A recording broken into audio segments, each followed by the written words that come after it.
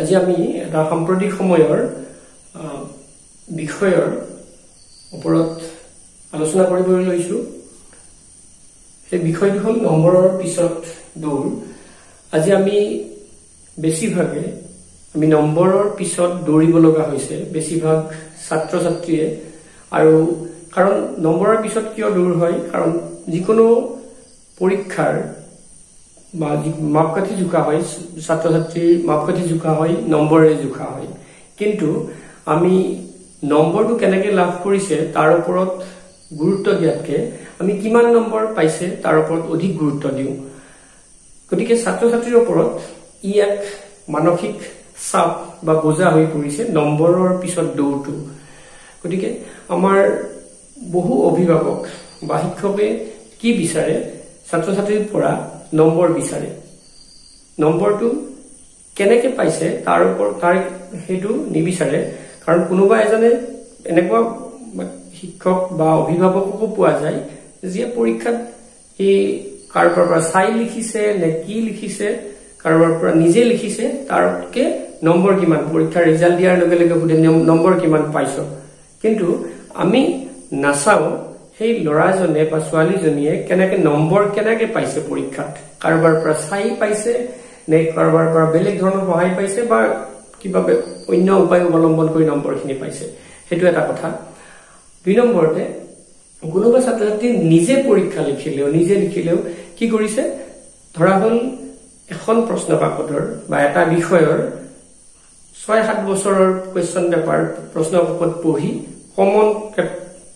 পেলাইছে আৰু সেইখিনি পৰীক্ষাত লিখিছে সেইখিনি পৰীক্ষাত লিখি নম্বৰ পাইছে আৰু তাৰ ফলত কি হয় আৰু কোনোবা এজন এনেকুৱা ছাত্ৰ ছাত্ৰী আছে নম্বৰ পাইছে এইজনে ধৰা হোক কিমান পাইছে 70% আৰু বেলেগ এজন ছাত্ৰ আছে বা ছাত্ৰী আছে যিয়ে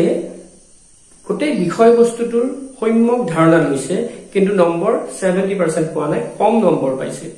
কিন্তু এতিয়া কথা হ'ল আমি কোনজনক বেছি গুৰুত্ব দিম কিন্তু যেতিয়া অৱশ্যে কৰবাত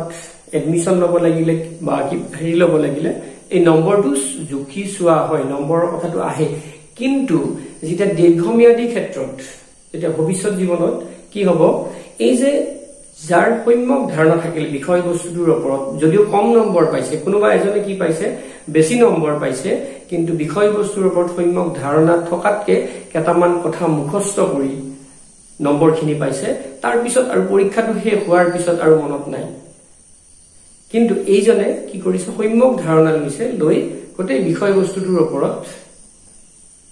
পৰীক্ষাৰ বিষয়বস্তুৰ যিবিলাক প্ৰশ্ন আহিছে তাৰ ওপৰত লিখিছে ফলত কি হয়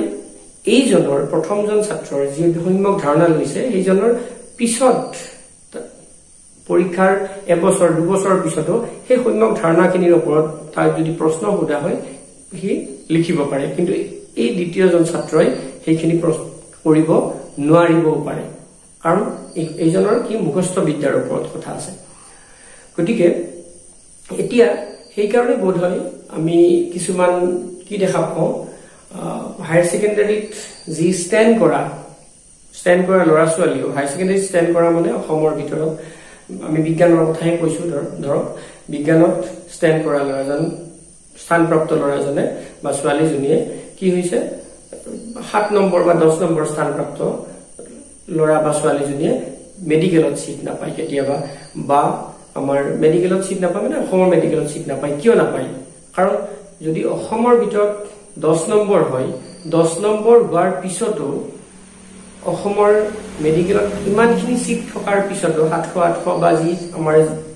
জেনেৰেল কাষ্টৰ বাবে 700-800 বুলি ধৰি ললো তথাপিতো কিয় সিট নাপায় তাৰ মানে আমাৰ কিবা এটা বিসংগতি আছে